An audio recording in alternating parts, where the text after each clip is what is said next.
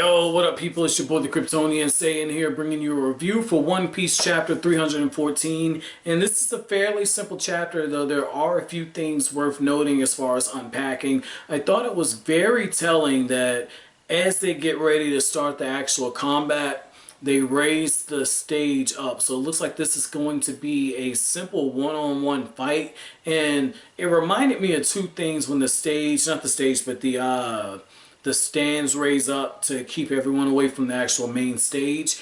It reminded me, well, now three things. It reminded me of in Harry Potter how you have the Quidditch stands and all the way up high up. And then in Naruto how you have the tuning, the final tuning round where everyone's looking down at the combatants in like the arena. And then it reminded me of how in ancient Rome in the Colosseum, how that was elevated and then the platform was on the bottom. So very nice. You know, I feel like maybe Oda would have taken this more from a ancient Roman Colosseum thing, but as well as a boxing venue because of the outfit. And I can't remember which venue it is, but there's one where like literally the stage is at the bottom and everyone's kind of viewing down from the like from the top. So that's very cool to kind of see this, man. That's very cool how Oda's incorporating just different things into this. Like I said, it's small artistic designs like that and choices that he incorporates into his manga that I really appreciate. This is really, really talented. You know, what I also thought was pretty cool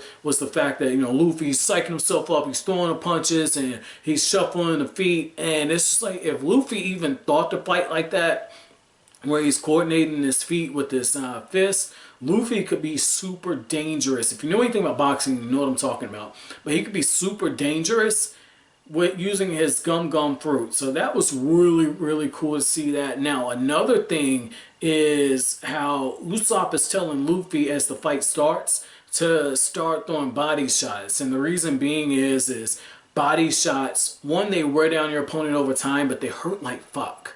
Like, those are the worst shots you can get. A kidney shot hurts worse than anything else. And you're thinking this could happen, but I like how what we do see is as the fight starts mixing up, Luffy gets hit with the slow soul beam and it has an immediate impact. At one point, you know, Foxy, Silver Fox, has him up in the air and he's kind of floating that way, and Chopper's like, Luffy's floating. Holy shit. I told you, Chopper on some good kush, man, but he's floating, and Luffy, after he gets sent overboard, right, and Luffy has to use his gum fruit in order to stretch and get kind of rocket it back up. Luffy says, I can't stretch out too far. And that's been something I've said a bunch of times. Given the fact that Luffy direct hits, like piercing hits, are, you know, pretty bad for him, and the fact that his body stretches out, if you can just get in close on him, he's got quick reflexes, but you can do some serious damage for that reason. And he's probably up against the worst possible person to fight against. While the striking power isn't enough to actually pierce him, the fact that if he stretches out too far with the gum fruit, now all of a sudden his whole midsection is available for hits. So that just tells you something there, that Luffy, while he does wing it a lot, he does analyze as he fights. So that's cool. That's cool to see that Luffy's using some brain power.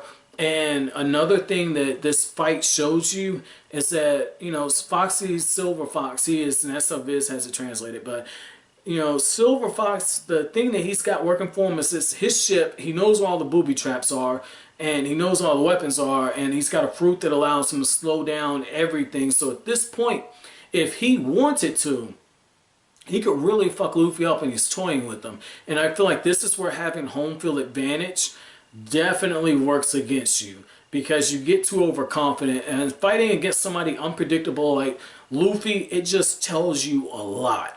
Because you could get so comfortable in your own skin when Luffy's going to pull the rug out from underneath you.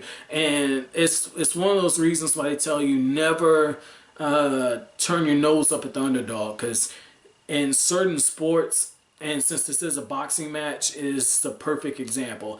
In certain sports, whether it be boxing or football, on any given day, you could lose to somebody who you feel is inferior. It just depends on who wants it more. And because Luffy has a lot riding on this, you know, it's implied that Luffy will be the one taken. So that means his crew will be stranded.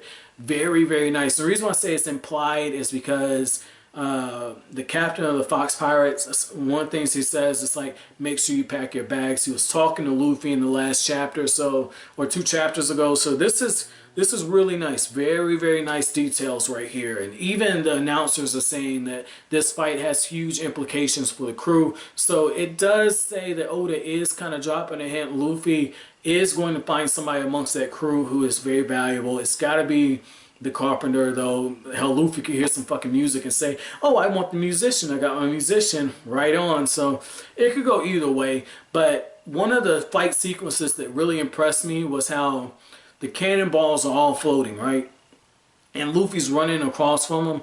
And everyone he's touching, the 30 seconds is up. So that was really cool. I like seeing that because it just, again, shows how Luffy in a way is outclassed, but he's also, whether he realizes it or not, Luffy's also allowing Silver Fox to lure himself into a false sense of security. Overall, it's a pretty good chapter, guys. Fairly simple and straightforward. Let me know what you guys think in the comment section down below. My chapter question for you all is going to be, what did you think about my analysis as far as Silver Fox potentially luring himself into a false sense of security? But as always, guys, if you like anything I had to say, hit that like button as it really helps out the channel. Make sure to comment, subscribe, share. I would greatly appreciate it. Thank you for watching. Have an awesome day, guys.